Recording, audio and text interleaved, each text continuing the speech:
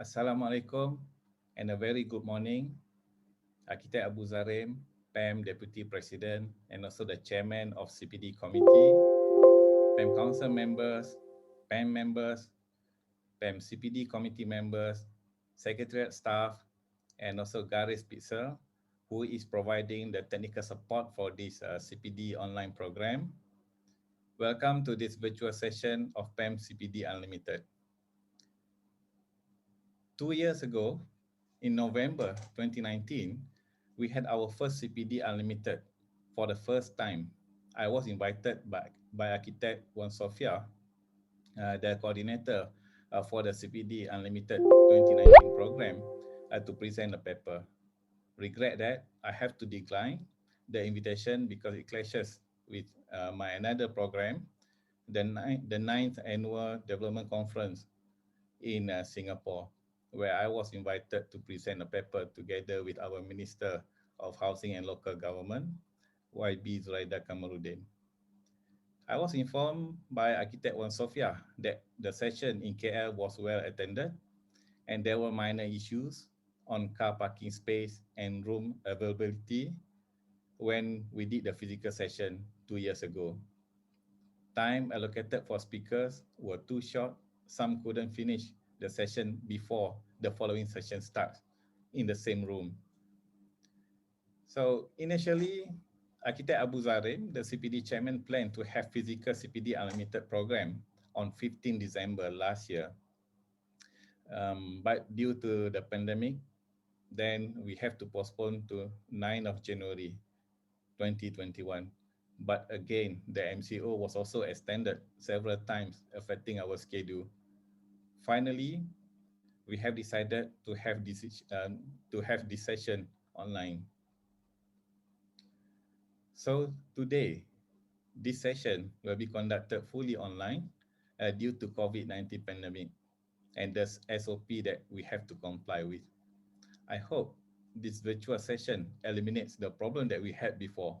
No more car parking problem, no more room availability problem.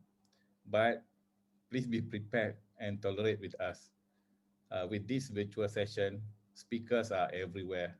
They are at home, in their office, and some are at PAM Center. So we are running multiple sessions concurrently. It is stretching the internet bandwidth that we have. But we have our technical team on standby. So we are experimenting this virtual CPD Unlimited for the first time. There are many things that we will learn from this session. Speaking on learning, I hope participants will learn new things from this program today. Under this pandemic and economic challenges, it is like racing. Every day we have to learn and get the new knowledge. Otherwise, we'll be left behind. We are happy to have our speakers willing to share their knowledge and new technologies with us today. I am glad that we have Architect Zain Mahmud. He will be sharing his journey, small team with big dream.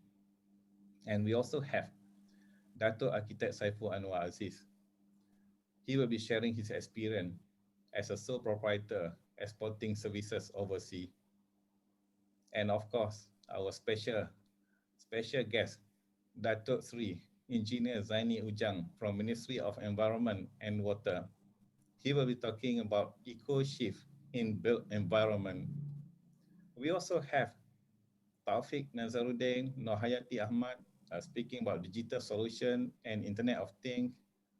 We also have Associate Professor Dr. Ahmad Tamizi from UMP Holding. He'll be speaking on BIM organization transformation. And we have Architect Gary Wong also talking about BIM today. And other than that, we have many more speakers on various topics. On fire safety design, we have Architect Chong Lee Seong, Engineer Hao Jiang Te. On construction contract related subjects, we have Architect Joseph Tan, Architect Lu Chi Kiong. We also have David Yek. We'll be talking about mediation and dispute resolution. We also have the topics on conservation by Mariana Issa, Mang Chik Kau, architect Rida Razak and Ahmad Najib Arifin, and also on urban design by Associate Professor Dr. Sharifah Salwa. I will not be able to say to mention all the names, but there are many more speakers. You can check with the program. And later in my session, I will also share the finding from our survey from the government agencies, developers, contractors, and individual project owners on what do they expect from architects in providing architecture services. Recently, we have conducted a survey to get the feedback from developers, contractors, and also government agency on their expectation on architects' services. And on behalf of PAM, I would like to thank each and every one of you for being here virtually today. This is our first ever virtual CPD Unlimited program. Please give us feedback at the end of the session so that we will improve things in the future. I hope that all participants will enjoy this session and have a good interaction with the speakers. Make sure you interact with the speaker. Don't just leave your computer on, but you are not there. So enjoy the session. Thank you very much. Assalamualaikum warahmatullahi wabarakatuh. Thank you.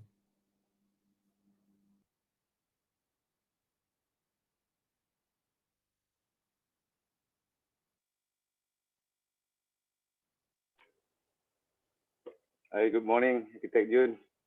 Morning. Yeah, are we in the right channel now? Stephen. Yeah, I think yeah, Stephen is there. Yeah, good morning. And we're waiting for Azim. Time is it now? Okay, it's 9 o'clock. 9:20 huh? My welcome is 9:20 kan? Yeah, right. Okay, so we shall start now, right? It's 9:10 is welcome note. 9:10 so we have, 9:10 you start first Dato, then my side, is it? Yeah, we have 10 more minutes before we can start, right? So you start, then you pass it on to me, is it? Yeah. 9:10 to 9:20. Then myself come in at 9:20. Then yours is 9:20 to 9:30. 10. Then 9:50. 9:30 to 9:50 is Architect Junn. 9:50 to 10:10 will be Architect Azim. What is this? Please write down, copy, memorize the sign-in code you choose below. No need so long. No need, this one? Dato. Yeah? When I finish, I pass it back to you, is it? Yeah, right, yeah. You pass it back to me. Okay. All right.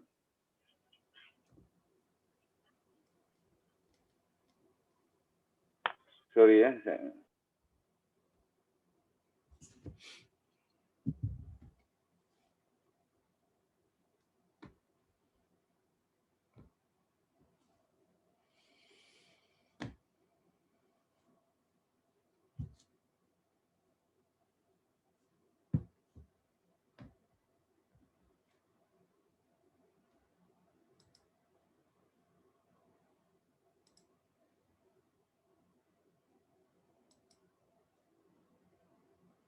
So go for coffee first quickly. Junn, still got time for coffee. PAM president didn't mention our names also. Forget you, forget Dato. But of course, I do not know him. I do not know him. I mean, God, you got mention your name, what? No. No. God lah. No lah. Yeah, God lah. I don't know. No, he didn't mention. I don't know him. He got mentioned. No, he mentioned other people. So now it's 9:03. So 9:15 I should be back. Yeah, you should have done this in my office. You come to my office and do it, Stephen. On our screen now, we can see the sign-in code, right? CPD. Yeah, what is that for? So everyone who is in here must click on that circle there. so that your attendance will be recorded here. Mana? Where is it? Yeah, CP on your screen. Huh? You see the sign-in code there? CPDU. Oh, but now I can see all the. 514. Yeah, CPDU 3514. What is that for? Yes. You mentioned there, please write down, copy, memorize the sign-in code you choose below and watch the webinar until the end. But I cannot click on that. I cannot. I think it's something else, I think. But just for attendee, is it? write I think down. for attendee lah. For attendee, Yeah. for attendee, not for us. Yeah. Ours is a special passcode that Lisa sent. Special privilege.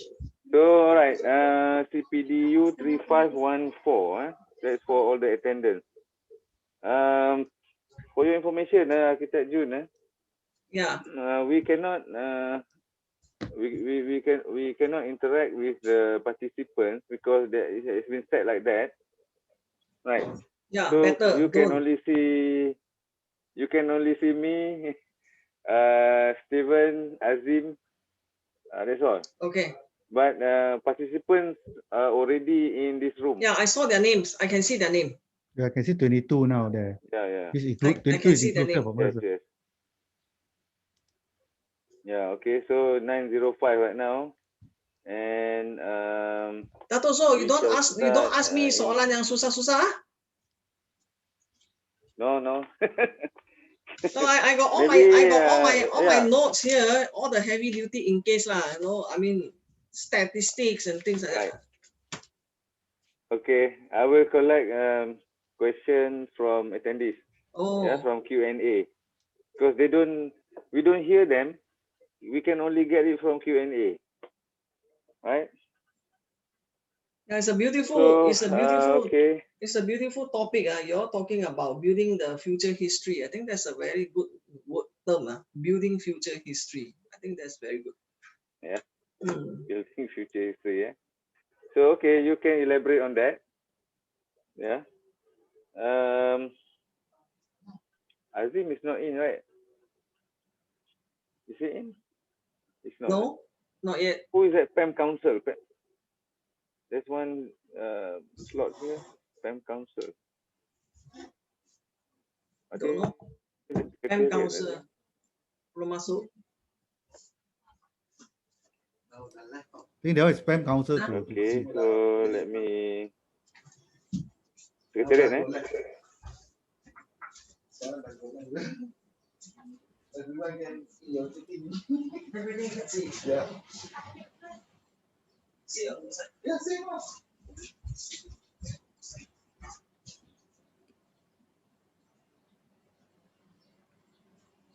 Oh. 9:10, 9:20, Stephen. Oh, I forgot to unmute. Yeah. Don't forget to unmute, So you can go get some coffee first. Yeah, I want to get some coffee too.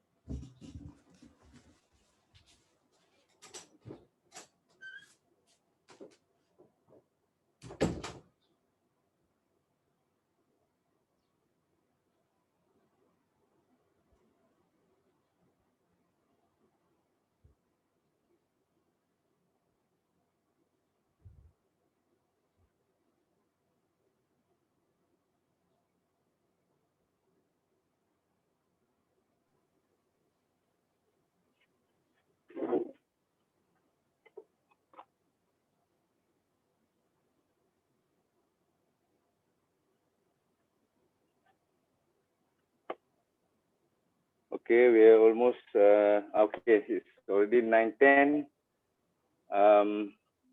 Good morning to everyone. Assalamualaikum warahmatullahi wabarakatuh. And good morning to everyone.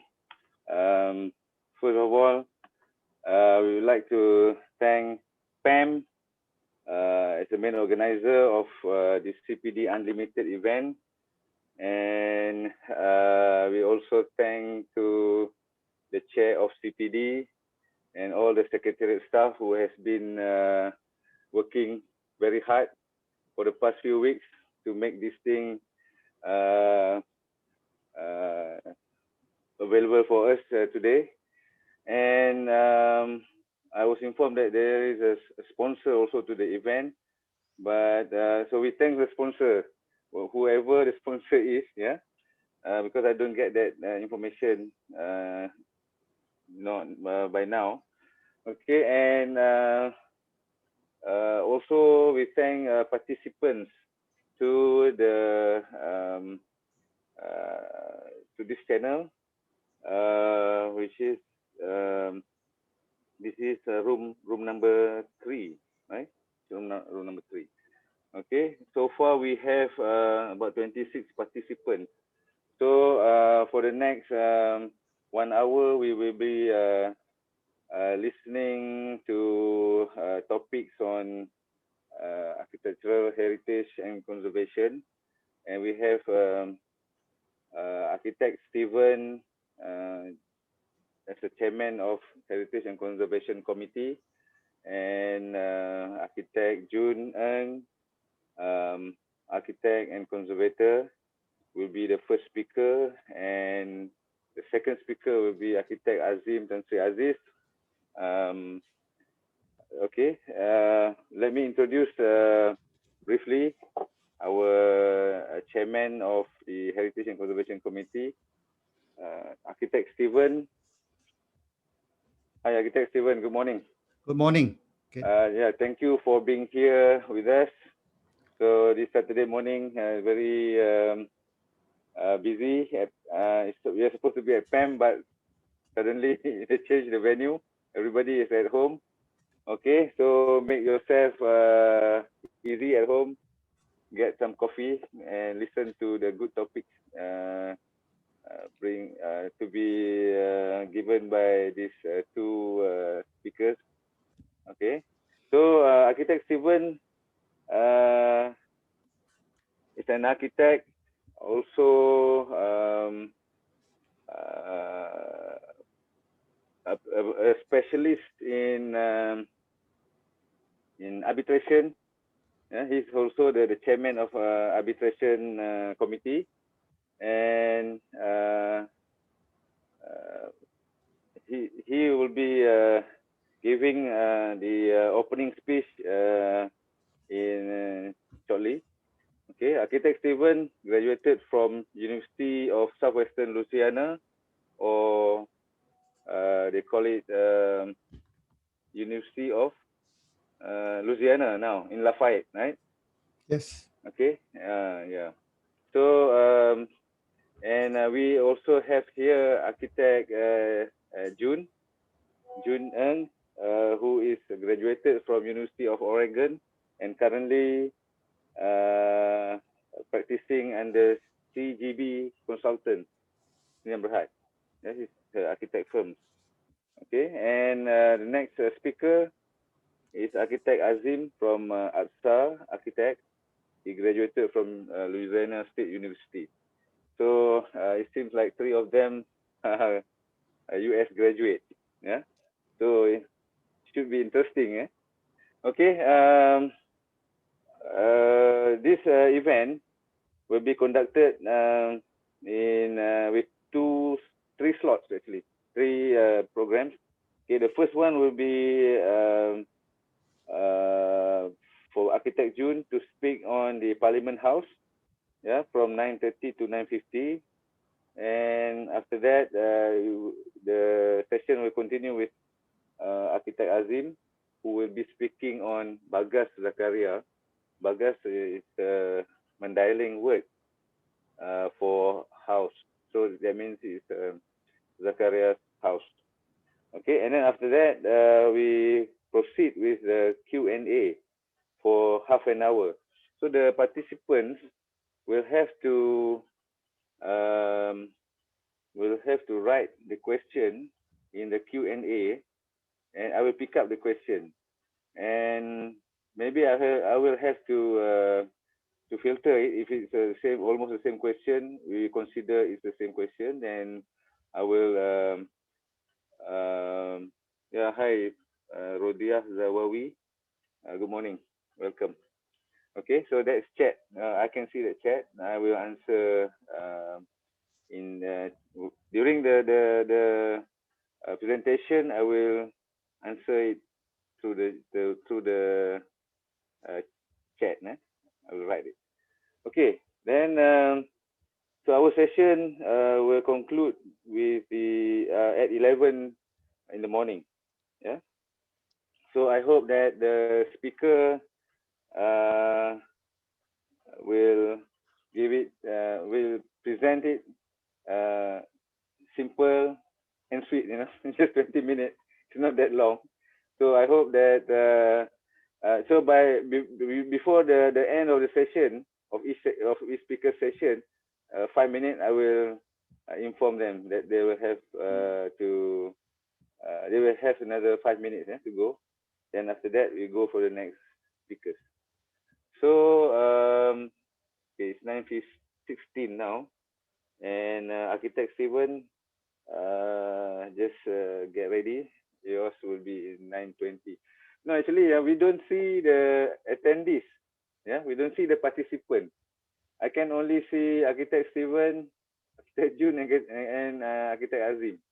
So it's kind of a bit weird, because I don't see the reaction from the participants.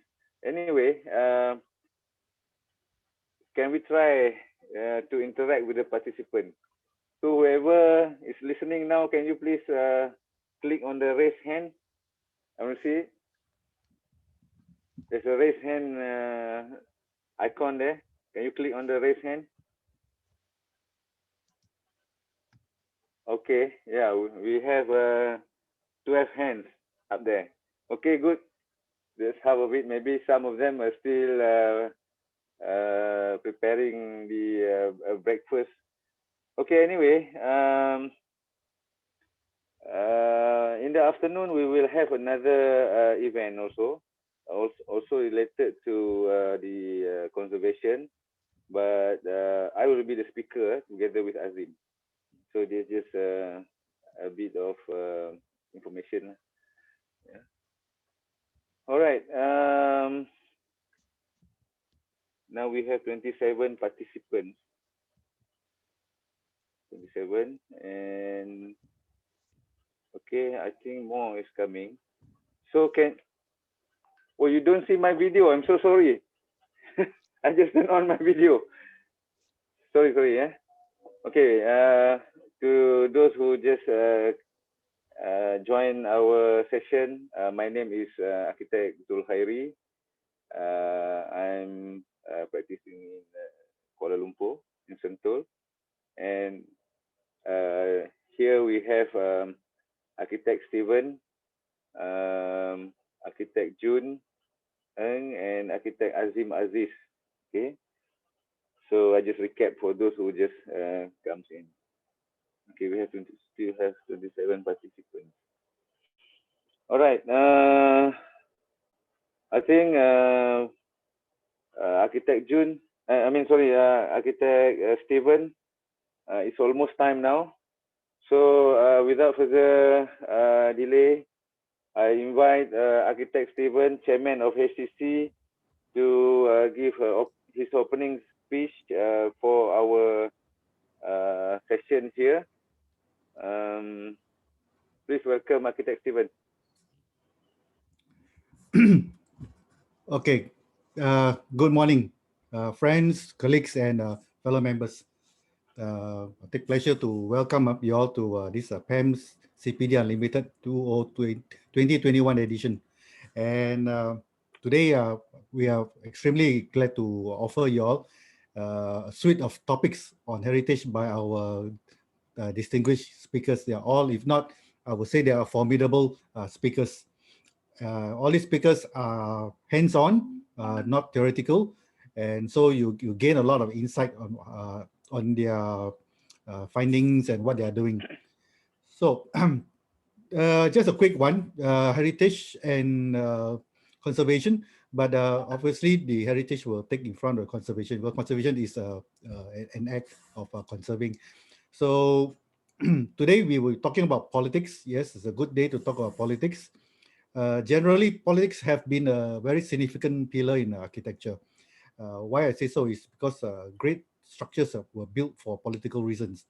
It shows power and greatness. Ever since humans had been living in cave, there really exists politics already internally within the clans. So the hierarchy in a clan is also considered like a political structure.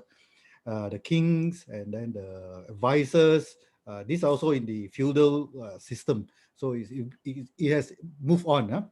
So generals are the kings, advisors, generals are all part of a political system. So, but those days there's no voting yet, no voting.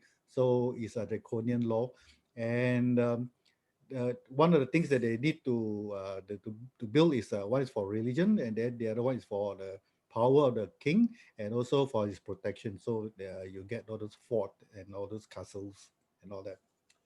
Then, then the other pillar is we were looking at is the religion. Religion plays another significant role in architecture. The many religious structures such as temple, masjid, churches, etc. You found in almost every corner of the earth. Those some are very monumental. So religious, even burial ground are probably considered as religious. Like the pyramid, and also the pyramids in the in South America, especially in the Cancun area, the Mayans and all that. So, so explorers, those days, when those people they were exploring, they will also bring along their religion, spreading throughout the regions that they explore, sometimes around the earth, sometimes around the earth. So it travels very far, and along this way they bring along the religion, the culture, and everything along with that. And religion is a very powerful influence in earlier architecture, as you can see in these big structures that they built. That then all these structures have a very strong symbolism to their belief. So the structures, the manner how they plan it, the space utilizations, all have a bearing on how the religions evolved those days. It's very interesting to understand how these things, their thoughts and mind were at that time. So if you have been doing some anthropology, you may it goes back to understand how these people they stayed alive, were the communities, the leaders, all those things has a bearing. Why I'm talking about these things that because the four speakers today's the topics are Junn will be talking about Parliament, and as you know, Parliament is also one of the very significant structures in Malaysia. It represents the political power in Malaysia. And then we have Azim, who's talking about traditional heritage, and it's very significant because this is we are talking about a culture that is being brought from its neighboring country to here those years, and how they transform the communities. And then we have Rida in the afternoon. Rida will be talking about the Dansui house. He is the user. So again, a very good if not significant view from his perspective on how to operate a building that has been adaptive use. So it's very interesting to see. We always design and not pay attention to what happened after next, how they use or whatever, and things like that. So here we have somebody. And then the fourth one we have is Shin, and he has, I know him as Louis.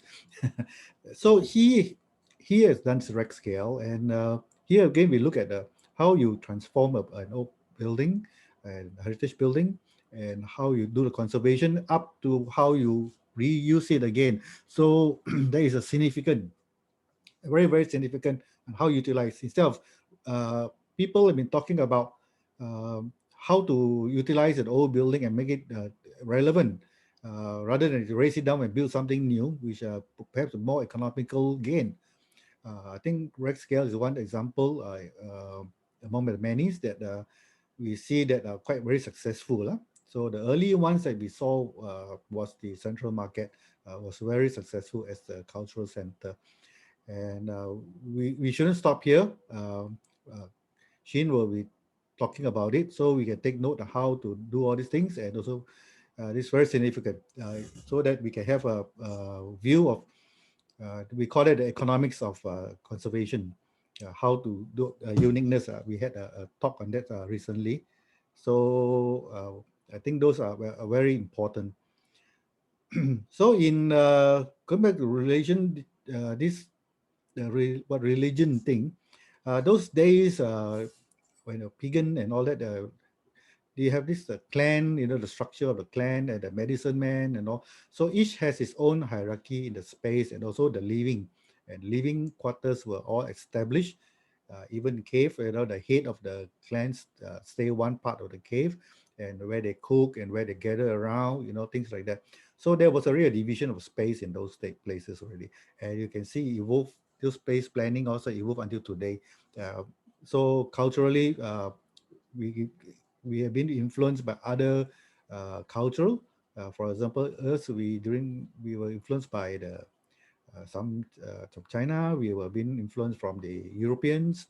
So, and then also influenced from the Middle East and so forth. So you can consider it a mumbo jumbo of all these things. And yes, so I like to put your attention to all these things that is learn as much as you can. I know what we today is going to be very the timing is very short to learn so much information. We have these 4 great guys here, and one girl. They have accumulated all this information over the years, and here we are giving each fellows about an hour or less to talk about it. And if you feel that you want to know more about, please write in. Let our chairman, Architect Zul, to know. And perhaps later on we can have also a further enlarge, what I call it, more time to this specific Zoom talk, so everyone can have better insight. So nevertheless, I think today what they're going to say is a very good insight of the topics they're going to say, talk about. So I hope you all gain a lot of information from these 4 amazing people who I know them. And I like not to take too much time. I will give it back to you, Dato Zul. Thank you, everyone. Enjoy yourself. Thank you, Architect Stephen. Okay. Yeah, we will be listening to to 2 interesting topics today. The conservation works on Parliament's building, and also the traditional heritage in Gopeng by Architect Aziz. So now, Architect Junn, are you ready now? So I need to unmute. Yeah. I need to share screen, right? Yeah, you have 20 minutes, from 9:30 to 9:50. Yeah. So all right. So Architect Junn will be speaking on her conservation work at Parliament House. So that work was done in 2014. It was commissioned on 2014. So it is a very significant building for Malaysian and also for Malaysia's politics. So let's hear from Architect Junn. Okay, please welcome Architect Junn. Next slide. Yeah. Okay. Can you hear me, everybody? A very good morning. Can you hear? Can Yeah. Okay, Yeah. great. Yeah. Yes. Okay. Okay. Let me move out a little bit here. Okay. A very good morning to everyone. Thank you, Pam, for inviting me to this talk. The topic I'll be sharing today is. Can you hear me? Can you hear me? All right, everyone. Can Yeah. Can Very you? clearly. Okay. Yes. All right. The title is called Parliament Malaysia, a National Heritage. Why a national heritage? And then I'll also be sharing some of the conservation work that I've done. Actually, 20 minutes is definitely not enough. It can take up to 2 hours, but I try my best to compress. I mean, I prepared the slide, the major components we will share, and it can always be a part 2, part 3, so forth. All right.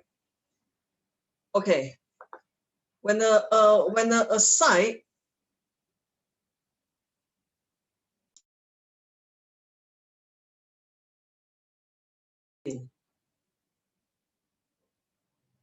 hold on.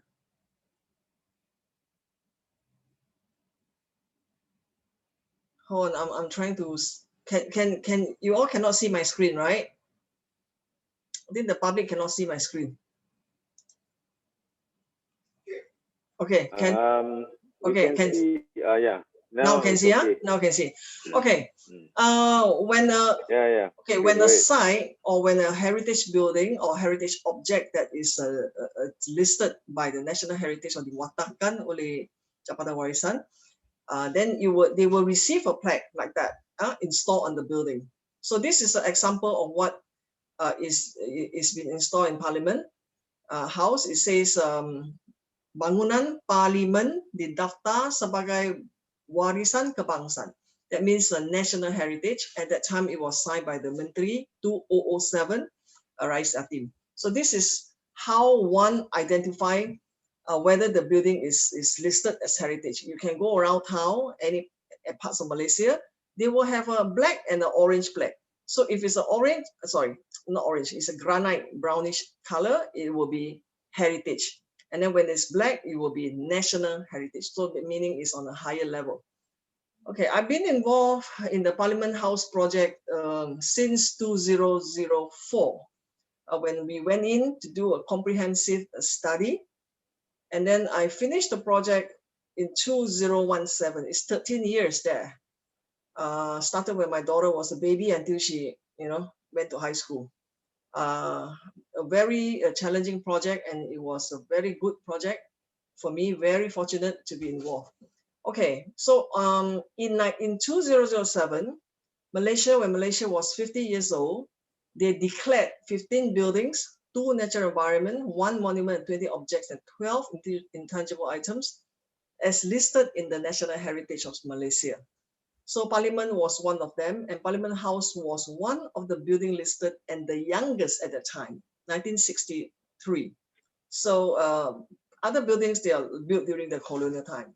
So we are talking like in relationship to the topic today, building future history. So Parliament indeed is a building that is building the future history. Like okay, so here it is. The King opened Parliament House, 1963. This paper was dated November 3rd, 1963. It reads, the King opened 60 million Parliament House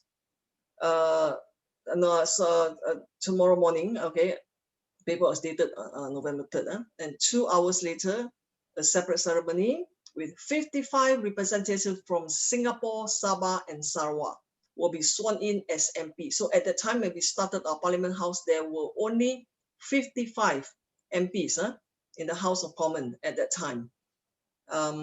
So this is where the King, Tunku Abdul Rahman, you can see behind the Chief Justice, walking in. This is a corridor of Parliament, a picture taken source from Jabatan Penerangan. Okay, and here is a brief background about the Parliament. This picture was just taken a few days ago. I had the right permission to Parliament to gain access to take some picture. Okay, the architect, I think everybody knows. His name is William Ivor Shipley. He is a PWD architect. And this project was actually, the consultants were private entities. You can see the structural engineers, mechanical engineers, and the QS. And contractor is Casey Boone and Chia, a local contractor, and the cost was 60 million. Okay, I share a quote here. The architect Shipley says, he said the building built for tomorrow, but for 100 years from now. So 1963, so he foresees the building is going to stay for 1 century. That was his intention, and it will be. Okay, another thing I also like to share some background here. I think in the past, there are many, I would say everybody, quite a lot of people think that the design of Parliament House, you see the facade here, the facade, they call it actually it's a sunbreaker or some sunbreaker panel, which the architect intend it to be a sunbreaker object.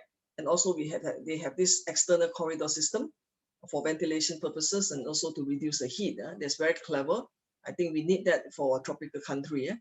Okay, so you know, it has always been said it was Pineapple. So I would like to share today and says that it was not Pineapple inspired. It's purely Shipley, the architect. He said, if you detected any hint of Minangkabau, that is because of the pinnacle, the pointy pinnacle, or Gothic, it is in the Parliament House is purely coincidental. My ideas are the result of long evolutionary process and learning that comes from the architect. So I hope this slide will be screenshot and will be shared to the future generation. And then from the newspaper itself, the reporter, he also said that the building was like a large, brilliant white lighthouse. It was all white when it was completed because the sunbreaker panel was made of Terrazzo, white. The pinnacle was cladded with mosaic, white glass mosaic. That's why it says it's white. It was like a lighthouse rising over the surrounding of the green sea of rolling tree-clad hills. And the new Parliament House in the Lake Garden, as is a proud beacon of democracy in the stormy water of Southeast Asia. Okay, here are some backgrounds. Okay, and then, okay, so why national heritage? Okay, the significance and heritage integrity of Parliament House Malaysia in association with the National Heritage Act, Clause 67. There are a few clauses to be qualified for a building to be listed. So today I'd like to share the 4 major clauses, which is the historical importance, which is our country's democracy, and then we are independent. Then architecture and good design aesthetic, engineering and technology achievement, and the social and cultural association, the nation with diversity. And next, okay, and the major components of the building, the pleated 4 of the concrete roof, which is the pinnacle, which is this. This is the pinnacle, we call it at this side here. Okay, and below that roof sits the House of Commons. They want right, yeah, that's where the nation's house, our house. Then the precast reinforced Terrazzo sunbreaker, the facade, and then the polished glass plate to reduce glare. And the glass was actually imported from Brazil, Belgium. And then the tower block itself, the high-rise tower. This is the tower block, and then this is the main block. The components, major components, Parliament House is the tower block and the component blocks. No, sorry, the major blocks. So it has a tower of 250 feet high. That was highest building at that time, 1963 was built, 18-story. And then it also had precast reinforced staircase. There were 12 staircases in both the building and 400 steps and 11 landing made of precast reinforced terrazzo. And then the terrazzo tiles on the corridor, and it's a water feature circulating at 450,000 gallons per hour, filling the ponds and fountain. And we had a world-class electrical mechanical system. And GEC was one of the supplier at that time. The rate means that they are no longer there, has been upgraded, I would say, has been changed. So I'm going to tell the audience as well. There's so many, there are many significance I can talk about, but I won't have enough for 20 minutes. So I will talk about the engineering and technology innovation. about the Terrazzo, which is a sunbreaker on this facade. So which we also conserve, and also the staircase. So it was made of terrazzo. I think everybody knows. I believe people, excuse me, born in the 50s, 60s, architects, or even maybe up to 70s, they are aware of this building material terrazzo. It was commonly used at that time, 60s, 70s, but after that it ceased. Yeah, because people were going for marble, granite, ceramic tiles. So anyway, terrazzo has been the material. Okay. Anyway, this is explanation. I think the audience can just read it. It's derived from the word in Europe. But anyway, it was discovered. It was an ancient material, and it was very made popular during 1920s during the Art Deco movement in US. Okay, another quotation from the architect. This is what I meant. It was given the idea that it was pineapple, a metaphor of pineapple. So the architect said the Terrazzo sunbreaker gave the whole Parliament House a deception, delicate fairy tale appearance. That was what Ivor told he had in mind. It was no pineapple ever mentioned. Okay, and Terrazzo has been a material built in many old buildings in Malaysia as well. And a very good example is Bangunan Sultan Abdul Samad, built in 1894. Today, if you go to this building, you can still see some terrazzo floor at the staircase. Not much left. In the past, the corridor was terrazzo as well. It's been upgraded and changed to granite. But today, if you go to a few of the staircases, you can still see them. They are made of terrazzo, but they are actually broken and I think dilapidated. And also the beautiful Masjid Jenggara that was built in 1965 after Parliament. And you can see this staircase is also built of terrazzo. It was commonly widely used at that time. Okay, so this is an as-built drawing that been done, carried out by us that time when we were investigating the sunbreaker or the facade panel, how many terrazzos were dilapidated. So we marked down. It was a challenging project. We had to go out on crane, go around. I mean, luckily there was a corridor around the building. So other than that, there were also crane to study each of the panels. So this was marked down in 2006 on the tile block. And then this is for the main block. Those dilapidated, those arches is a glass. So you can see, what is it, 10, 15, 20% dilapidated. So here are, okay, and then we also did this is the pinnacle. I would like to share the pinnacle. This will be shared in future. This was later on they covered waterproofing. Originally it was a mosaic, and then it was removed before 2000, a long time ago, before the building was listed as a heritage. So later on, because of the leak, and then they covered waterproofing. And okay, here it is. Here are the defects of the terrazzo, of the panel. It's a very impressive challenge. I mean, it's a panel that is a precast and reinforced. Normally, when you hear terrazzo, we use it for finishes, floor. But this particular terrazzo in Parliament, they are actually reinforced with steel. You can see the defect. So these are the defects that we picked up, the corrosion. So once the water gets into the facade and it corrodes, and then it starts to give way and break all the parts of the cement and the granite chip and the marble chip as well, the terrazzo panel itself. So here it is. This is the terrazzo that they had to remove because there was an extension of Parliament at the back. So we advise them not to discard all this panel, because we never know, any of the pieces may break or we need to replace. Therefore, it has to be kept. Okay, there are a total of 2,500 pieces. There are two profiles, the H and the S profile. That one we'll go into detail next time. And the height of each piece is actually 11 feet tall. And then the side here is 12 inches thick. And it weighs 88 pounds each piece. Imagine we have 250 pieces for both buildings, and then they have to hold 40 kg each piece.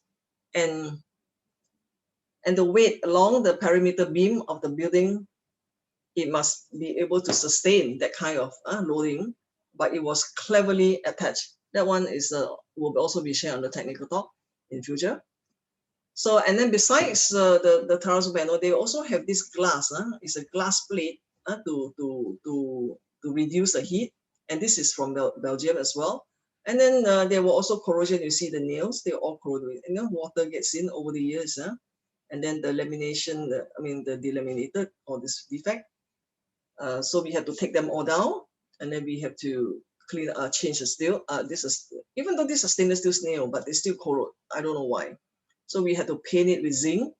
We had to put in a sacrificial material, and then we screw it back. So this is the picture when they were doing the conservation work. How am I doing my time, Dato? Men at work. You have 5 more minutes. Oh, okay, good. I think I can finish. So this is a picture, the evidence that the workers were working on the panel, floor by floor. We are 18-story high. We're using gondola in 2012. Okay, and then next I want to share with you also the Terrazzo staircase in Parliament, which is also the second prominent component of the building. The third one, I would say. The Terrazzo panel was the second, the pinnacle was the first, and these are the staircase. So the staircase, looking back history, this is the main lobby when you get up here. Looking back history, this is a suspended terrazzo stairs. The picture here on the left, 1966. You can see this staircase. How many people are walking up, taking the loading? But if today you were to stand on this staircase, you can stand it, and if you next visit Parliament, there's only one of this staircase left. There were a few at that time, but it has been renovated. So one left at the moment. So if you go stand on it, you can feel it, you can wobble. So it can take so many loads at that time. So this was before the 2005 restoration. But this staircase is no longer there, has been changed. So this is looking back in history. We hope someday it may be conserved when we have a new Parliament House building built in another site. Never know. Okay, so this is another staircase. It's just the engineering innovation was just amazing. In those days, engineer likes to design staircase with only one beam, and each of the threads are tapered. Just like you look at your moment diagram, the shape of it. So this is another engineering architecture significant. So what they did with the terrazzo stairs was they glue carpet on it. You see, this was done before, a long time ago, in the 90s. They glued carpet on it, and then after that, when we came in, we restored the staircase. But there were 12 staircases, but we managed to restore like half of them, because the front, the Parliament said that it was already refurbished in the past, so we're not going to open it up. So these are the ones that we restore. So here it is. We remove all the carpet, and you see the amount of glue stick on the steps. And after that, we had to grind back, and then we conducted a grinding session. We got the terrazzo guy from Penang, and then also we had to educate the contractor as well, because they couldn't find the trade here. So it was a tough job. They need hand grinding as well. So this was part of the process, and here I am here trying to be bossy. And then this is another staircase. I showed this picture is snail. It was after it's being restored. Before that, it was also covered with carpet. So I think it was very much appreciated by many people when it was restored, and then we polish it back, and you can see the shine, back to its original state. There's a picture of me on the left to compare the scale. I'm a tall person, and you look at the scale of the staircase. And then this is the another staircase that I showed you earlier. There's 1 more minute, Architect Junn. Yeah, the suspended one. I call this the Shipley Staircase. if you ever go in Parliament, please stand on this staircase and then jump. You can see this wobbling. So this is the Shipley Staircase. There's one left at Parliament. So I think Pam organized a walk in 207. So we brought the participants. Okay, so this is the pinnacle to be continued in future. The pinnacle is at 95 feet high. And okay, before I close, I'd like to read this quote. Heritage is time's inheritance, what the past relinquished to the present, and what value the future bestow upon us, upon the future. It was written by my daughter in conjunction with the book that we published recently on Lok Jaukit. So I thought I'd share this quote, this beautiful quote written by a 14-year-old child who followed me. She went to Parliament too when she was a very young child. And I'd like to thank you, Parliament Malaysia, JKR, for entrusting the conservation project upon myself and my team, and also Pertubuhan Architect. Thank you very much. Okay, I'm done. Thank you very much, Architect Junn, for an insight. Although it's very fast, but we still can get some vital info. For example, the 3 prominent features in Parliament. Number 1 is the pinnacles. Number 2, the use of terrazzo in floor finishes, and also the staircase. And also the staircase, the feature staircase with only 1 beam you mentioned just now.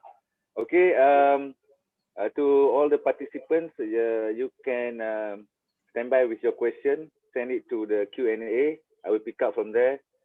During the Q&A session, Architect Junn will answer anything that you would like to ask her. So next speaker will be Architect Azim Dansui Aziz from Star Architect, graduated from Louisiana State University. Can you please turn on your mic, Architect Azim? You're muted now. Thank you, Dato. Yeah. Shall I start now? Okay. Or? Yeah. You will start in after I give you. I'll give some introduction here. So Architect Azim will have 20 minutes from 9:50 to 10:10. He will be speaking on Bagas Zakaria in Gopeng, Perak. Yeah, this is the traditional heritage inherited from his grandfather. I think without further ado, I pass it to Architect Azim. Thank you, Dato.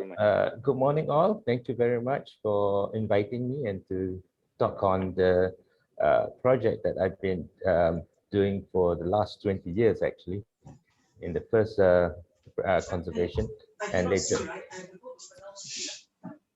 Can you see? Can anybody see? Can you see? Yeah. And not yet.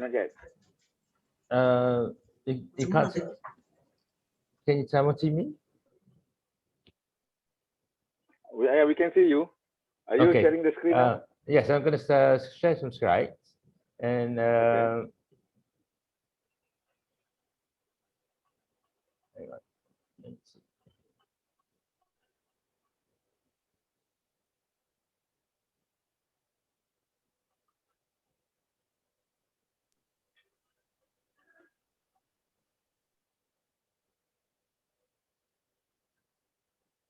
Can you see the slides? Yeah.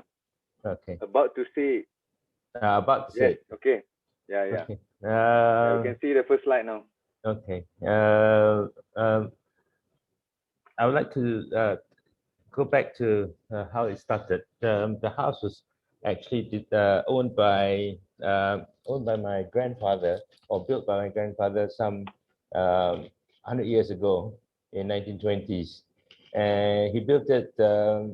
He migrated from the Mandailing Regency, which is northern western Sumatra, and from that time, as you know, the whole of the region, the Nusantara region, is actually part and parcel of one whole region, and there are no real borders, and people travel from one area to another area, from Indonesia and to Malaysia. During that time, there is no country called Indonesia. it was called the Dutch East Indies. And the Mandalings it's a diaspora. The Malay culture is one of the clans that has moved over the years from Sumatra, and they have contributed a lot to the nation. If you look at Jalan Raja Chulan, Raja Laut, and some others, they are Mandeling. Sultan Puasa was also attributed recently as uh, uh, the founder of Kuala Lumpur. This house was built in somewhere in 1920s, and my grandfather migrated just to find a very uh, a life that he can sustain himself and his family. And because at that time Sumatra was actually fully inhabited, and to move to Malaysia at that time, Malaya was uh, pretty empty. Only the coastal region were occupied. So there are more room in Malaya at that time to move around, and he became a planter. They've been quite successful, and during the 1890s, he uh, started his life here in Malaysia, and then in about 20 years later, he started to build this house. So 20 to 30 years later, he started to build this house after making some fortune during selling rubber and being a trader. This house was actually was after he passed away in 1958, just after Merdeka. My father, which is the youngest, inherited it, and my father passed away in 1992, and I'm also the youngest and inherited it. I call this a lucky house. The reason why is that there's a lucky house is that it has been in the family for close to 100 years, and it has been surviving all sorts of challenges throughout the years. As you can see, the Mandeling, this is the region called the Mandeling in Sumatra. And they had a war, the Dutch coming in and had a civil war, and many of them moved out from Sumatra and resided in Malaya, and some traveled to various places, and you can see a lot of them moved to Perak, the region of Perak. And they and the Rawa is also a neighboring region. People from the Rawa are also traveled together and set up their new home here in Malaya. This is the land that he eventually settled before he passed away in 1958 in Gopeng. Gopeng is about 177 kilometers north from Kuala Lumpur, and it's actually located about 200 meters from the Toh Plaza, so it's not very hard to find. And one thing good about this land, which is um, value, is there is a river that goes meandering, across the river. What happened was in the year 2000, the old trunk road from our old highway, the trunk road from Kuala Lumpur to the north, was to be widened. As you can see here in the shaded area, and that was where the road was supposed to be enlarged. And we received a letter at that time. My father passed away. I received a letter that the government wanted to demolish the house and say that they want to extend the house. So I said, no, wait for a while. Let me figure out how to move the house. This is the year 2000, 20 years ago. And then I come up with this plan. This was drawn in the year 2000. And as you can see, the house here, you can see it's the original site of the house, and which I had to try to maximize the usage, not for now, but also for future at that particular time, to the back of the land, where it has to save space. And I re-angled the house and try to save as much as possible for future, heritage or future use.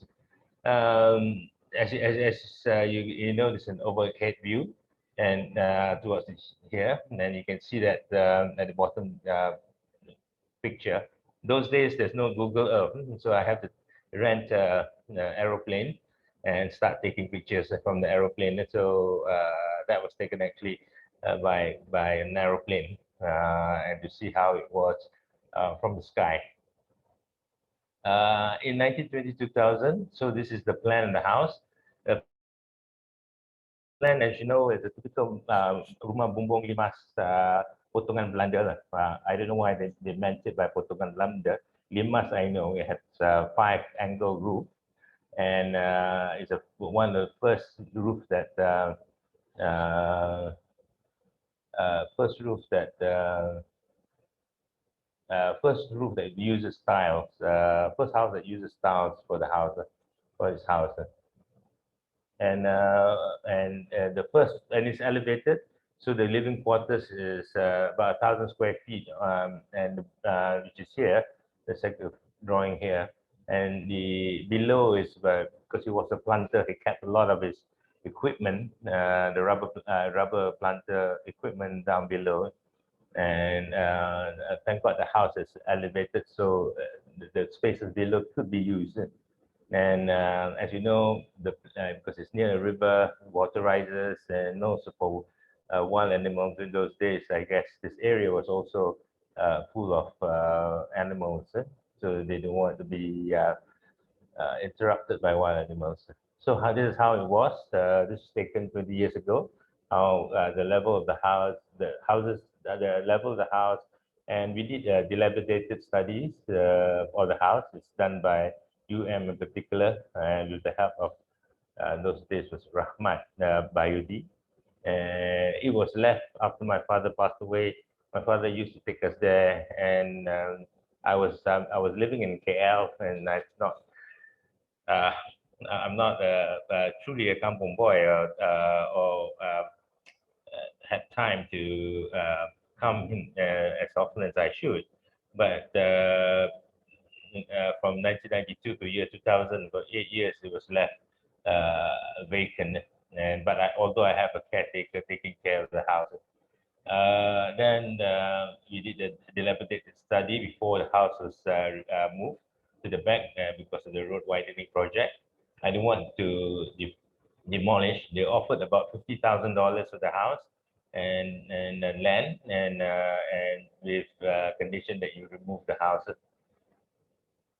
And as you can see, the process of removing the house, we have help from to demarcate all the different components of the house so that it can be reinstalled. At a particular time, we also have a good contractor that would timber contractor, and we left the original staircase, which of course we can't demolish it then, because we don't want to demolish it and to leave it as a symbol for where the house was built. And at the end of the day, that was the site, but we left the kitchen. The kitchen is always located, if you look at this drawing here, the kitchen is always located below the house, and we left the kitchen building intact and not for future purposes. So that was how it was, and we begin to plan for the house to be rebuilt. So as you can see, that I'm jumping a bit how the house was restored at a particular time, and I raised the house a bit in order that it won't get flooded as much, and by that we had to have earth to cover to add to raise the earth level, and we had to have the ground beams underneath the house. So some of the pictures that we have showing the condition in the house, we did a 3D and how to put together. And at that time, particular time, the technology was available to do to simulate and to do 3D before it was reconstruct again. And some pictures of what the house was. It was a very delicate project where we had to make sure that the main components of the building, which is the tiang or the tiang, is being saved. And as you know, the tiang now, all of them have been saved. They're about 100 years old and still strong until today, and can hold, can still hold the house. We rebuilt the staircase, and the house is from the beginning was painted yellow. So even those days, it's called the Rumah Kuning on the map, as a even on a map, traveling map. Those days, as a marker on a map, they also say that there's a Rumah Kuning, so you know that where you are. So that's how it was. This is 20 years ago. We got some furniture, and the main reason, the main purpose at that particular time, or vision, or something that I wanted to do, is like to make it into like a weekend house, and to stay over the weekend. And at that time I wasn't married yet, so I was thinking of later bringing my children, but that never really happened. For 20 years, never really happened. The house, and spent quite a bit amount of money, but was left there, and only occasionally people would stay there, but not myself. So this is the old site, which we later converted into a guest house. Since it's a bit close to the road, but since the main house is removed, the back portion of it, you can accommodate a single room, and made into a guest house. And as you can see below here is the renovated kitchen, which also we changed the roof and redirected certain of the areas to put at proper bathroom and all that, to make it more livable. And the picture below here, it shows that how we closed off. So the site, it's like a memorial, the site of the house, because it's conserved, so that people will know in future that that's the house. And 2018, 20 years later, when I came to the site, I was a bit sad to see that the house was not preserved, and I need to do something. And I'm at that time, in 2018, I was already almost 50 years old. When I started this project, I was 30 years old. And I knew that any energy I have another 20 years to make sure that whoever going to inherit it, my children or anybody who has interest in within my family, or to I had to do something to the house. So whole thing had to start again. I had to repair the wood, I have to repaint the house, did some adaptive reuse so that it can be used for the present day and usage. Our lifestyle, our modern lifestyle for the kids and all that is taken into account. And the house is painted. You have 5 more minutes, Azim. Those days, I can still buy this sort of clay roof tile, which is from India. And 20 years later, it's very difficult to get it. And you have to search all the way to Alostar to replace some of the broken ones. And it was quite fragile. And we had to put some marine ply below it so that it doesn't leak. If anything falls on it, we use put in, as you know, it's in a campo. So, it can leak if the tile breaks. So how it was now, where this is the front part of the house, the anjong, the window, and put some beds. Soon after that, I was trying to use the place as a village stay. So I was about a couple of years back, 3 years back, I managed to buy this house called Rumah Lenggong, and for quite a relatively affordable price, because the person wanted to just take down a house and and rebuild something else.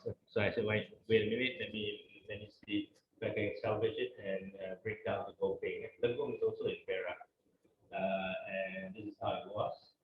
And although as you can see here, in this picture here, the level is not exactly 8 feet or 86. So I was looking at it and say that if you're going to use this the height, then it will be we have to raise it. So that was the converted house. You can see the back. Converted it for that to be used instead of all fully glass. I use up to the timber. I use glass. So at night, you know, there's you can look directly into the kebun or the dusun, and the dusun is planted with durian trees. And I started planted durian trees 2-3 years back again, so that hopefully in 4 or 5 years time, when I'm still around, I can still taste the durian. At the moment, the durian is also part of our heritage, and I planted about 13 different kind of durian species and new species, because those days D24 was the best of the best. And I wouldn't be biased, but I think the Gopeng durian, the D25, D24 is the best in the world. And as you can see, by readjusting the inside for today's usage, but still preserving the architecture, the envelope, and it can be turned into something that is quite pleasant. Another house that we also try to salvage is this house in nearby in Kampung Lawan Kuda. That's why the house Baga Zakaria is named after the Kampung Lawan Kuda. So from there, the architecture, we use parts of the building, not all, because it's quite dilapidated, into Rumah Lawan Kuda. We have to readjust and make it into in the spirit of Rumah Lawan Kuda, and made it into a place to stay. So altogether, we have three houses that is been restored, reconverted, and adapted. And as I mentioned again, as mentioned previously, there's a river. There's a river that goes across, and sometimes it floods. The upper living areas are able to be still in use. There's also a bridge that crossed, which we built. There's a couple of times, the normal bridge was built. It was always been washed away after flood, and destroyed, and it's quite difficult to cross the water. This is how the Rumah Lawan Kuda look like. We add some pergolas and also some base to the house. The new restoration, this is the whole part of the land, what we wanted to do. We had the caretaker house built, a pavilion, and the Rumah Lembung, the Baga Zakaria, is the yellow house, and Rumah Lawan Kuda. And also all these are planted with, from time to time, we planted new varieties of durian or fruit trees. And we also added a fish pond so that it could be an added attraction. So a view from the top. Okay, one more minute. It's a cluster of houses, kampung houses together, and it could be used, for 3 families or 4 families. And we started with herb garden as well. We had 2 or 3 herb gardens, and looking at it to make sure that I'm no farmer or no agriculturist, but I'm learning another view. And you can see how the river meanders. It grows over time. Over time, that means if it rains, it will swell, and sometimes it floods. Recently, I built a surround in the spirit of the Malay architecture. The surround, And here in front of the surau, there is a 100-year-old perigi. This is the original perigi that was built together with the Rumah Kuning in the 20s. So the perigi still has water and still can be used. So the surau is also built in two triangles and overlooking the dusun. As you can see, even on the side,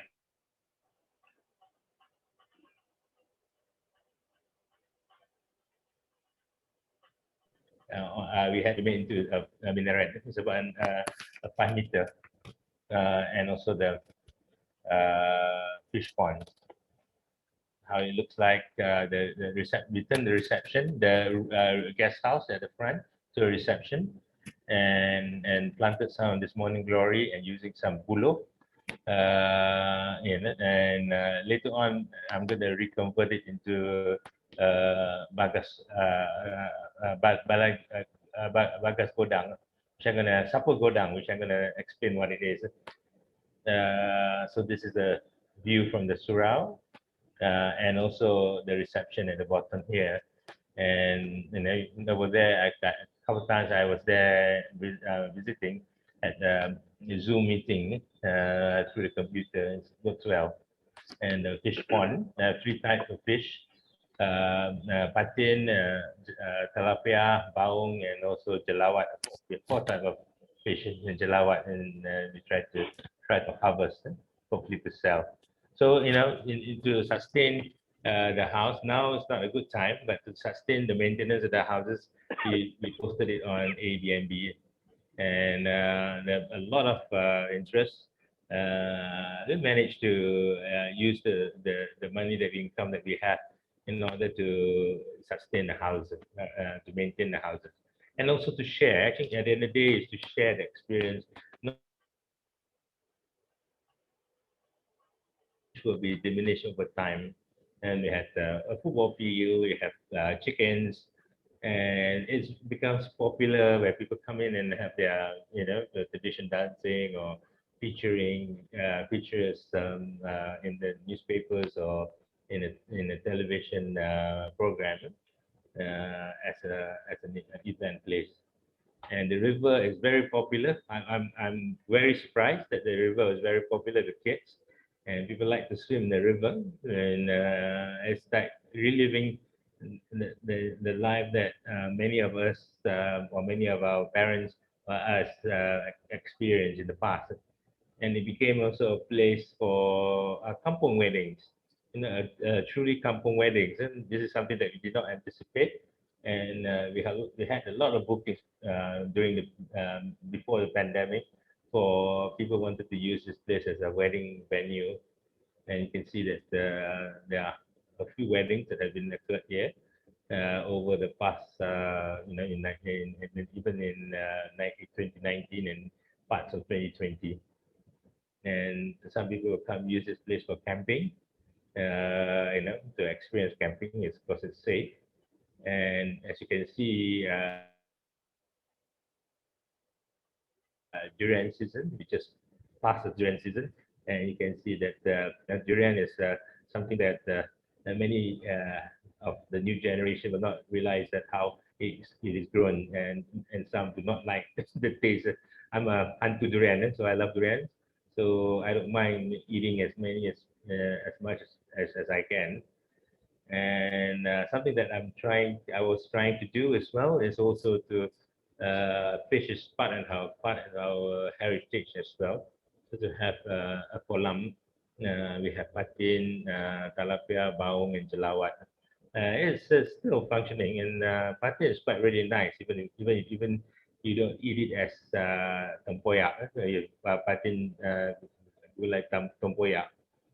And in the future, if it goes well, over there you could buy used timber and build houses. I would like to add, because a lot of houses are painted in different manner, in a different color. So and use it as to relive what how to live during the kampung years. When our forefathers were living, many of our forefathers were living. So this is how the whole plan. Although the majority of the land here that I'm showing here developed, but most of this part here it remains as a orchard where we planted more durians for the future. Durians normally you get durians twice a year in June and June, July, and December, January, and we just had one, and the next one will be end of the middle of the year. And okay, time's up, kita Azim. The reception that I showed you, where all the morning glories are planted. Sapu Godang is actually a remaining terminology, where in Bagas Godang is the main house, normally for the Raja, or the king, or the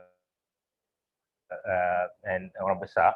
And the Sapu Godang is actually used for tempat bicara. And when you are in the Sapu Godang, you cannot be harmed unless you've been tried if you do something wrong on all the area around it. So this is something that in the works, which I hope to be able to have enough funds to start soon. So it will be turned into a balai, and because there are many people were asking whether you have a hall can fit about 30-40 people. This can only happen after the pandemic is over. And you can see that this is how it will look like with the addition of the Sapu Godang. This is what all it is about. This is coming to my last. All right. Is the kampung boy. Everybody, my generation at least, have read the Large Kampung Boy. And as Malaysia developed over the years, and many of us will live in the cities, 70 or 80% of the population will live in the cities, and most of us will either live in an apartment or live in a terrace house, or if you are rich enough, probably a bungalow. But the essence of the kampung boy, the new generation will not experience it. So with the saving of these houses, and you can see that even for a day or a weekend, you can experience what it is like and living in the kampung, and that can be shared with future generation. Whether they like it or not, they can still experience it. It's actually quite fun if you think that is a drag to go, but once you're there, it's actually quite fun to live and to stay. And Gopeng also, as you probably know, Gopeng is also quite known for white water rafting and adventure, where you can climb Gua Tempurung and some of the caves that surrounding it, the limestone caves, and it's only about 20 minutes from Ipoh. So it's an area where you can either live in or stay in Ipoh, or you can stay in a kampung house and enjoy the scenery. With that, I think my time is also up, so I can hope if there's for a long time ago. back to Dato. Yeah, thank you very much, Architect Azim. Okay, we have used up some of our Q&A time, but never mind. We can start our Q&A from now until 11. So far, I have not received any question from the participants. However, Architect Junn, are you still there? I don't see you. Architect Junn. Yeah. Wait. Yeah. Okay. We're going to start the Q&A session from now until we finish. Yes, I'm here. 11. So okay. So I will start with get you. my picture back. Okay. Thank you very much, Architect Azim, for a very good presentation, and also to Architect Junn for a very insightful presentation. I know I'm okay. over time. Can you hear me? We shall start with the Q&A. Okay, okay, we start to have a question now. Okay, yeah, please submit more question. Okay, my question to Architect Junn first. So, okay, when you are working with the parliament job, of course, there will be MPs, or lots of MPs around. Some of them might be vocal, you know. So, do you have any challenging moment during your handling of the project, the parliament conservation job, with about 200 plus MP around? So, okay, in a very brief answer.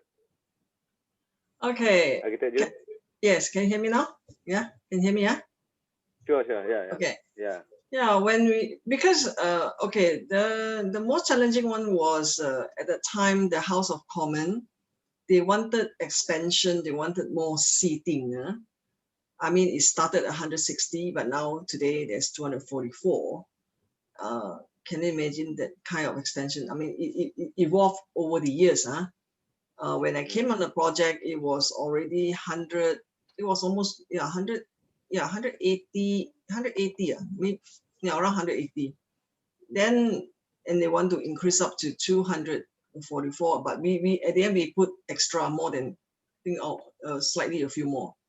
So that was a challenge, a big challenge because they all have requirements. I mean, we presented our proposal, and then we had the value engineering. That was really good, and then it was good that the fact that they all participated.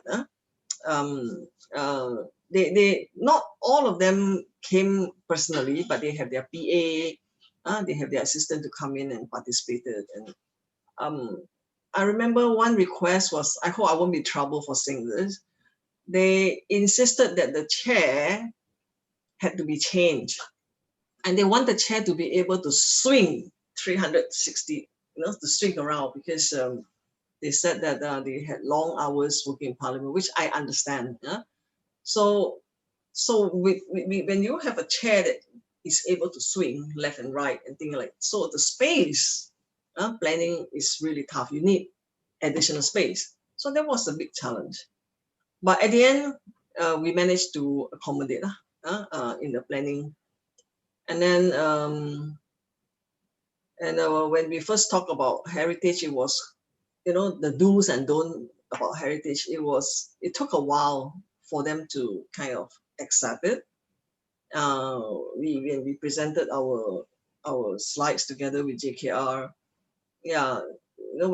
sometimes when we say something, then we will get questions, tough questions to be able to, I wouldn't say answer, but certain things you just you cannot answer. You can answer, but you got to be very careful, because there are a whole squad of them, sitting in front of you, But nevertheless, it was a good learning experience, and it was an enjoyable moment working with everybody, the team. I went through a few ministers, more than 4. Yes. Yeah. So thank you very much. I hope that we can have another longer session, so that you can present more of your materials, and also can answer a lot more questions. There's a question. So, I think we saw. Thank you very much, Architect Junn. Yeah, I think there's a question just came in about the panel. Question. Can I see? This one for Architect Azim. In a very brief, Architect Azim, there's a question from anonymous participant. Okay, the question is: did you do any material treatment to the original material of the house? You have 4 houses, right? Okay, right. That's a question. So very briefly. Baghdad Zakara, yes, we did. That was 20 years ago. We had a very good contractor. It treated the wood. Some of the wood had to be replaced. And for the new houses, we had to buy. We had a contractor who collects used wood. So all the used wood that he gotten from houses that has been abandoned and bought over, and he treated it before he comes in. So we have to make sure that the termites, the greatest challenge that we had to address. So we want the last the house for another 100 years. So to make sure that it will last 100 years, it was a challenge. If you look at the timber at the Rumah Kuning just now, in the interior, that was teak wood, new teak wood, and it lasted 20 years without any treatment onto it. And so I was so happy to see that the timber was still intact for the Rumah Kuning. Okay, further to that question, was it expensive to conserve all the houses? It was. It's a question from Shahira, architect Shahira, I think this one. First, 20 years back, it was affordable. I think people were new to it, and prices were cheap, and I can afford to save the house, the Rumah Kuning. But come 2020, 2018, 2029 is expensive. I had to cough money out to make sure that some of these houses are built. But it's all for future generation, and I hope that in the next 20 years, if I'm still alive, the house is still going to be still there, and I can recoup some of the money back. Oh, okay. To the last question from also from architect Shahira, how does PAM government heritage bodies make it more accessible for architectural students or anyone interested to visit all these heritage buildings and traditional houses? It could be parliaments, Bagas Zakaria, in order to educate regarding local vernacular architecture and to inculcate passion. Okay, I will answer a bit on that. For Bagas Zakaria, architect Azim already opened it for visitors through Airbnb, and the place is called Inap Desa, right? Yes. So it's accessible through Airbnb. So if anyone, students interested to hold an event, they can contact architect Azim. Even for a visit. Or Airbnb. Even for a visit, they could come. When it is not used, they can come. We can plan with my manager there. Right. Yeah, to come and visit. Okay, I think if I'm not mistaken, there is a plan that a visit sometime after PKP or when it's accessible. Yes. For us to cross the state, right? Yes, there is. Okay, I think that will answer to that question. Architect Junn, is there any parties or any organization who make arrangement for the visit to parliaments or any other buildings that you have done in KL? That's to answer to Shahira's question. Oh, she said she's saying that she hopes to. I don't understand the question. Sorry. What was the question? This one. How is it possible for students to visit to the heritage building? Parliament can. Parliament, you can get the school to write to Parliament. They are always they will oblige. They will. Parliament. Yeah. It's just that when they go in Parliament, they may not give a tour or anything. Like what Pam did in the past, I think we've done 2 times already. So Pam wrote into Parliament, and then they put in my name there to join them. So that's why I brought Pam 2 times already. Yes, during one or two of the KLAF, there was a visit to Parliament. I think one of it I've joined. Yeah, 2 times. They did twice. Yeah, I think that will answer Shahira's question. Okay, the last question. There's another question about. There's one question. Azim. Yes. Which one? There's a question about for me. The question for me. Was. Yeah, which one? Was a Parliament building restored to its original state for it to be recognized as a national heritage? So the answer is no, because 2007 it was registered, but before that the renovation, there are a few renovation went on already. So it was as it is, which is also all right, because the significance is so high, of the building at the time. All right. Oh, okay. That question was in the chat side. I was looking at the Q&A side. Okay. Next question. I think this is the last question that we have to answer. Because actually I got the new program timing here. We're supposed to finish at 10:30. Nevertheless, okay, we try to answer one question here. Do we still have the craftsmen to restore the heritage elements on traditional houses? I think that question goes to Architect Azim. Yes, I'll be surprised. I was surprised. In Perak, you can buy used timber, timber from old houses, and they are all original timber, and some of them is about 100 years old. And there is I also restored, as you know, Mamali Mosque, and there is a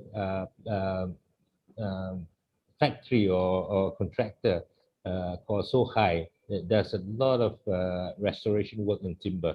That particular project, Mamali Mosque, was done in accordance to many of the requirements. So they know what they do, and they know how to restore timber, and even to replace some of the broken timber, where to get it. So yeah, be surprised, at least in Perak. All right. Thank you very much, Architect Azim. Okay. Architect Stephen. Stephen, are we still here? Stephen's here. Stephen. Yeah. Hello, Stephen. Yeah. Okay, one last word from you before we close in 1 minute. In the last word. All the participants, what will be your advice to them on heritage conservation and the effort done so far in Malaysia? As in everywhere, not just Malaysia, conservation is an ongoing process. You will have there will be people who will object to the way, and then I think most importantly is the economics of it. We are being threatened, but because of economics, people want to demolish it rather than to maintain the building, because it's expensive to conserve and also to maintain. So it's cheaper to demolish and build a new one. So we are getting this kind of threats, and PAM is one of the initiative for also what you call it in promoting the need to conserve, and why they really need this sort of promotion, and also how they can be done. As you can see from our panel speakers today, they have shown exemplary examples, and we need to recruit more people from the public, especially, to understand what we are trying to do, and at the end of the day, what we are trying to give to the future generations. And Malaysian, we don't have many assets, not like in other country, and with the limited assets we have, we are not taking it seriously. So that is our main concern, and I hope that those who attend today will have an insight of the how we do it. These are more on a micro scale, but also we should look at the macro scale. Azim has touched on bit on this macro scale, that on the cultural aspect as well. So he has a lot of things to learn from his one talk, and that's only we are touching on the tip of the iceberg, right, Azim? Yeah. So, so one of these days we will rope him in to give a more extensive, like Dato said, like he's very kindly to extend a visit when the MCO allows us. I'm more prepared to happy to hopefully there's nothing to clash with me on that day that we are allowed to go. Really looking forward to that. So I hope you all also take the advantage to able to visit such a site, and also what Junn has spoken about. Durian season. Yeah. Yeah. The durian season will be. When is it? Yeah, June, July. June. Yeah, July. durian season is only a part of it lah. It's all cultural. What he says is very true. The Lat cartoon says everything. Yeah. the partying in the river and swimming in the river. Those are reminiscences of us in the kampong days. Yeah. Young, I was brought up in the East Coast, so I'm quite familiar with what Aziz was talking about. And we all should go back in time to enjoy those moments, which in town we cannot. Junn's explanation on the it's only a very small portion of what she did. 30 minutes is not enough for what she did. There's much more. She has already given an insight, which hopefully those insights excite your desire for more information on the what you call it, the Parliament House. I think love your heritage. So I hope you all continue with the rest of the talk. I'll pass it back to you, Dato. Right. Okay, thank you very much, Architect Stephen, for your insight, and to Architect Junn and Architect Azim. Thank you very much. Okay, hopefully we can have this kind of session again with a longer session time. And okay, for all the participants, thank you for joining this slot. And don't forget to scan for CPD points. There's on the screen. Scan and send it. Don't forget your code, CPDU 3514 and CPDU 0408 for signing in and signing out, so that you will claim the LAM CPD point. With that, I thank you everyone and hope to see you at 11 for Architect Rida and Architect Rida and Mr. Shin Seng on Rex KL. Thank you very much. Assalamualaikum warahmatullahi taala wabarakatuh. Salam. Thank you. Thank you. Bye-bye. Terima kasih. Thank you. Yeah, thank you. We So they just stay leave on, is it? or what? The participants stay on to this channel? Yeah, stay on. They stay on, huh? Okay. They I hope stay to on. see you all in a while, yeah. So they have to sign in Yeah, back, yeah. or they don't have to, they just leave it on? I'm not so sure. Architect Najib will inform them, I think. There will be another code, CPDU code. Is I think different. Oh, so they sign out from here, they sign back again, the new login. Yeah, because toward the end of the session, the QR code will pop up, and then they have to scan again. I see. So they lock out I from may this be wrong. one. yeah, I may be wrong. Yeah, I think the participants should be well aware of what to do. Whether they lock out and then re-log in with a new access or not. You know. All right.